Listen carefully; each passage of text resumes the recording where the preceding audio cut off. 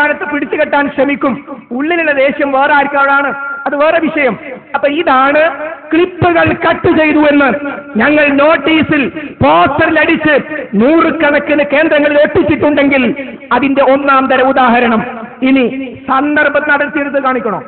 സന്ദർഭം നടത്തിയെടുത്തത് കോലിൽ മൂലയിൽ വെച്ചാ സംസാരിക്കുന്നത്.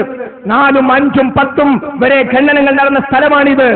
എങ്കിൽ ഇനിയും നമുക്ക് പുനരാരംഭിക്കാം. ഏത് രൂപത്തിൽ വേണമെങ്കിലും ഈ ക്ലിപ്പിന്റെ പൂർണ്ണ രൂപം ഔദ്യോഗിക സമസ്തക്കാരല്ല, മറിച്ച് വിഘടിത സമസ്തക്കാർക്ക് അമാനി മുസ്ലിയാർക്കും കൂട്ടർക്കും കാന്തപുരം വിഭാഗത്തിന്റെ വക്താവായ അമാനി മുസ്ലിയാർക്കും കൂട്ടർക്കും കാണിക്കാൻ പറ്റുമോ? അവിടെ മനസ്സിലായില്ലേ? ഈ സന്ദർഭം എന്താ വിഷയം? ഈ കോളിമൂലയിലും പരിസര പ്രദേശങ്ങളിലും ദീനിയായ കാര്യങ്ങൾ തന്നെ പഠിക്കാൻ ശ്രമിക്കുന്ന പലരും ഇസ്ലാമിനെ കുറിച്ച് പൊതുവായി മനസ്സിലാക്കാൻ ബഹുമാന്യനായ MM അക്ബർ സാഹിബിന്റെ കേസറ്റുകൾ ധാരാളമായി കേൾക്കുന്നുണ്ട്. ഇവർക്ക് ഇതിന് പകരൊരാളില്ല. അതുകൊണ്ട് അസൂയ മനസ്സിൽ വെക്കല. എന്നിട്ട് നിങ്ങൾക്കറിയുമോ സഹോദരങ്ങളെ, MM അക്ബർ സാഹിബ് തിരുവനന്തപുരത്ത് വെച്ച് ക്രിസ്ത്യാനികളുമായി ഒരു സ്നേഹ സംവാദം നടത്തിയിരുന്നു. സാഹചര്യം എന്താണെന്നറിയോ? ക്രൈസ്തവ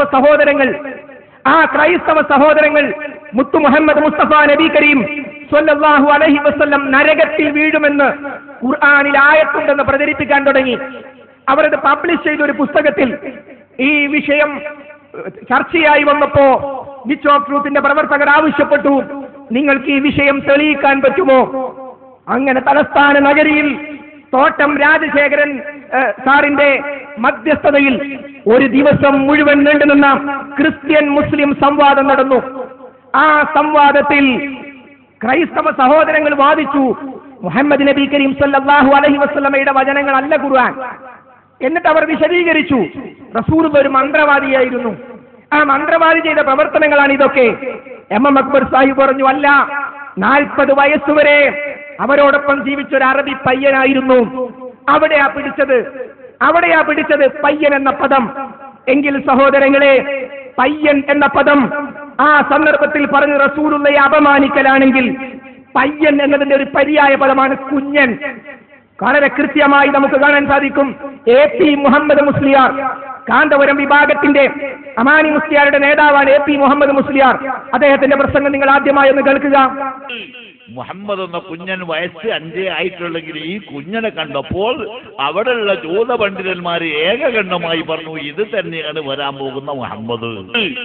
മുഹമ്മദ് എന്ന കുഞ്ഞൻ വയസ്സ് 5 ആയിട്ടുള്ളെങ്കിൽ ഈ കുഞ്ഞനെ കണ്ടപ്പോൾ അവിടെയുള്ള ജൂത പണ്ഡിതന്മാർ ഏകകണ്ഠമായി പറഞ്ഞു, ഇത് തന്നെയാണ് വരാൻ പോകുന്ന മുഹമ്മദ്. മനസ്സിലായോ? അപ്പോൾ മുഹമ്മദ് എന്ന കുഞ്ഞൻ. അപ്പൊ ഞങ്ങൾ പ്രസംഗിക്കാൻ, സഹോദരങ്ങളെ, മുഹമ്മദ് നബി ചെയ്ത ഒരു കുഞ്ഞനെന്ന് പറയുന്ന കരച്ചിലും എന്തായിരിക്കും? AP മുഹമ്മദ് മുസ്ലിയാർ വല്ലാത്തൊരു കാഴ്ച കേട്ടോ.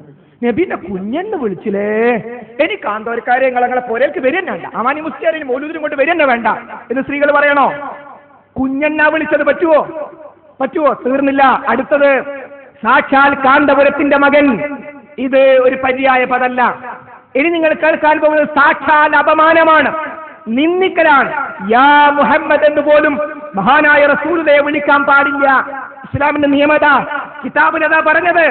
എന്നാൽ നീ എന്ന് അപമാനിച്ചുകൊണ്ട് മഹാനായ റസൂലുള്ളയെ വിളിക്കുന്നു മാത്രല്ല, ഇത് കേട്ട നിങ്ങൾക്ക് ദേഷ്യം പിടിക്കും. എന്നാലും ഞാൻ വിളിക്കാന്ന് പറഞ്ഞാൽ വിളിക്കുന്നത് കേട്ടോ. നിങ്ങൾ നേരെ കാണാൻ സാധിക്കും, ഇമാം അഹമ്മദ് റിദാ ഖാൻ തങ്ങളെ പോലുള്ള മഹാന്മാര് കവിതകൾ ചൊല്ലിയിട്ട് അവർ ലയിച്ചു ചേർന്ന്, ഇഷ്കിൽ ലയിച്ചു ചേർന്ന് എല്ലാം മറന്നു പാടിപ്പോയിട്ടുണ്ട്.